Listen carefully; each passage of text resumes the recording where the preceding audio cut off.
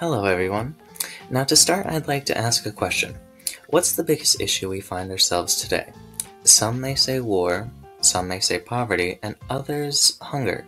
Now those are all correct, but there's another issue afoot. A new war of the invisible, which has left us in a poverty of information and a starvation of resources. The coronavirus. Now, we all know what this new germ on the street is, and it has us running for the hills. To combat this spread, denizens of the nation have swept the stores of the parasite pesticide hand sanitizer.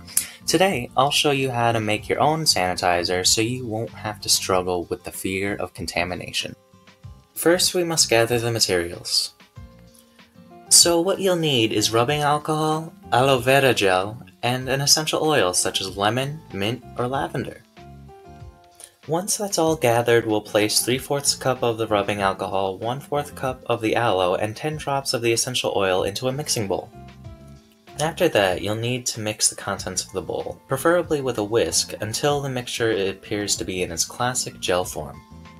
If everything is done properly, then the mixture can be bottled up and is ready for use. Now, this seems to be a very simple process, but I must warn you not to take this procedure lightly.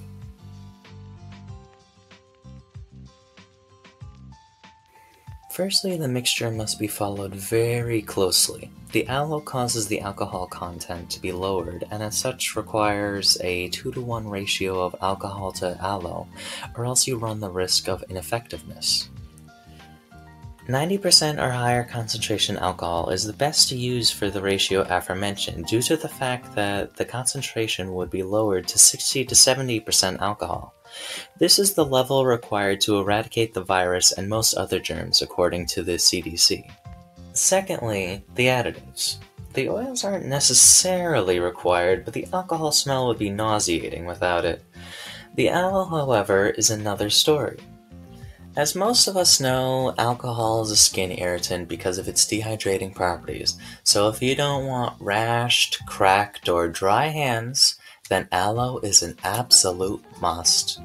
'Cause what's the point in being cautious if it hurts you anyway? Now, this recipe is meant to be an emergency procedure if nothing else is available. If available, still use the manufactured sanitizer because the alcohol content is more consistent and by proxy is more effective.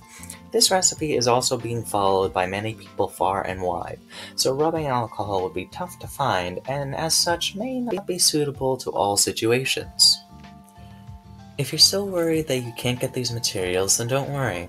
You can still protect yourself with gloves, masks, and scarves, and by using soap as often as possible.